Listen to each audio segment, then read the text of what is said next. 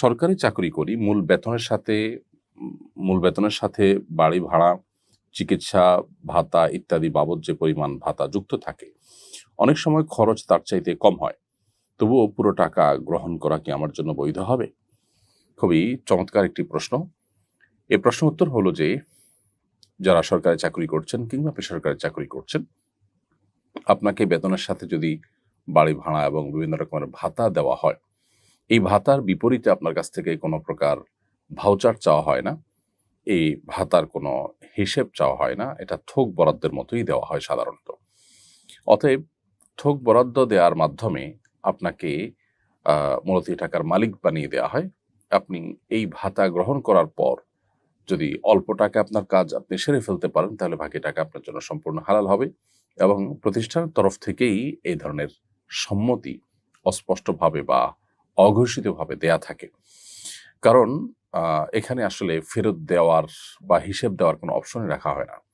অতএব এটা পরিষ্কার যে সরকারি হোক আর বেসরকারি হোক, যেকোনো চাকুরিতে বেতনের সাথে যে সমস্ত ভাতাগুলো দেওয়া হয়, এই ভাতাগুলো দেওয়ার মানে এই নয় যে যা তোমার খরচ হবে সেটা খরচ করে তুমি বাকিটা ফেরত দিবে। সুতরাং এখানে যে টাকা আপনি পাবেন সেটা বেতন যেরকম আপনার জন্য সম্পূর্ণ হালাল, এই ভাতার পুরো টাকাটাই আপনার জন্য হালাল।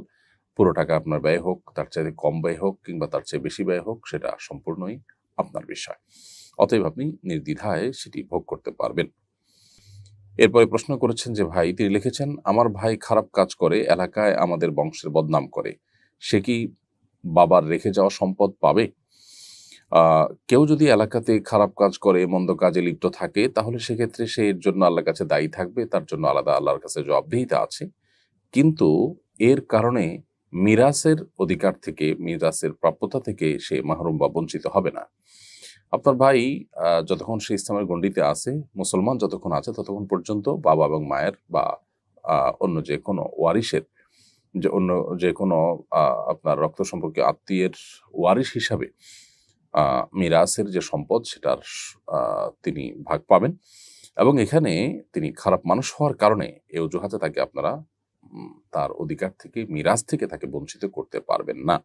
হ্যাঁ, জীবদ্দশায় কোনো ব্যক্তি যখন কোনো কিছু দান করবেন বা গিফট করবেন সন্তানদের মধ্যে, তখন একজন খারাপ সেই হিসাবে তাকে যদি বঞ্চিত করে অথবা কম দেয়, তাকে শাস্তিস্বরূপ, তাকে সতর্ক হওয়ার জন্য, সেটা জায়েজ আছে। কিন্তু তার মৃত্যুর পর তার সম্পদে ওয়ারিস হিসাবে অটোমেটিক ভাগ চলে আসে। অতএব আপনার ভাই আপনার বাবার সম্পদে তার যে প্রাপ্য অধিকার সেটা আপনাকে পরিপূর্ণ দিতে হবে। তার অপকর্মের জন্য দায়ী তিনি হবেন।